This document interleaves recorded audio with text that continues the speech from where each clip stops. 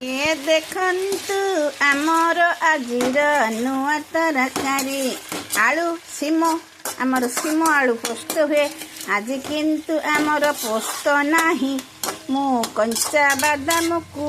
बाटिकी तरकारी करिछि गोटे नुआ प्रकार रेसिपी आपण माने बनातु बनैकी खातु बहुत सुंदर टेस्टी आमे अदा रसुण दौने खाली जीरा फुटण रे करूचे जेहेतु आमे आइंष खाउने निराम उपरे करूचे तेणु करिके एटा को मु सिझा पे छाड़ देछि एटा सिझी गला परे आमे सही बादाम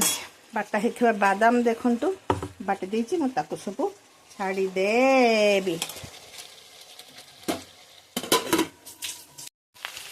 देखंतु मोर से सिझाटा पकेइछि ताहादरे मु से बादाम को चटनी करी बादाम गुड़ा माने ग्राइंडिंग करी आनी से ग्राइंडिंग से बादाम चटनी गुड़िक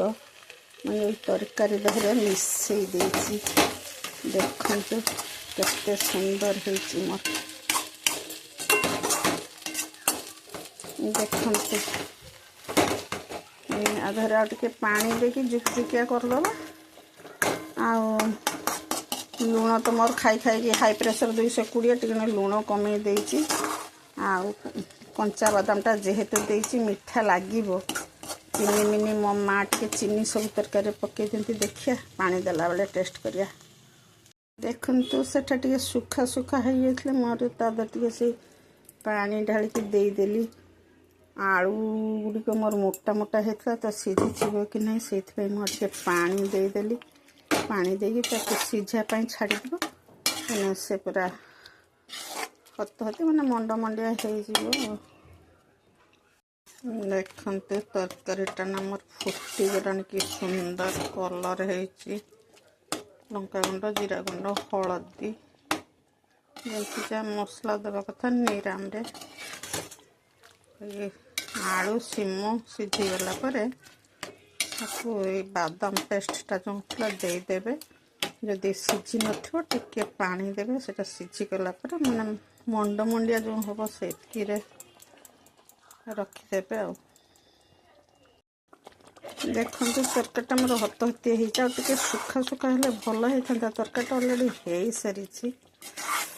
बहुत टेस्टी हो तरकारी गोटे जगह को ढाली पकेवा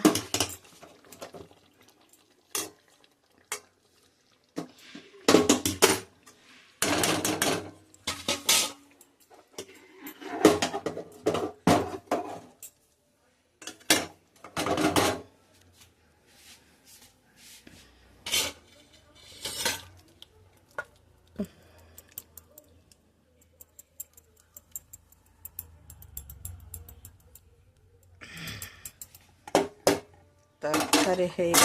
फिनिश देखो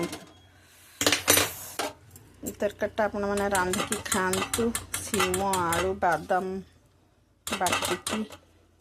निराम खैले जीरा लंका गुंड हल्दी गुंड जीरा गुंड इत्यादि देवे ना तेल मसला अदा रसुण खेले जहाँ जमी आपको भल लगे खाइबे करिकी खातु जनइबे।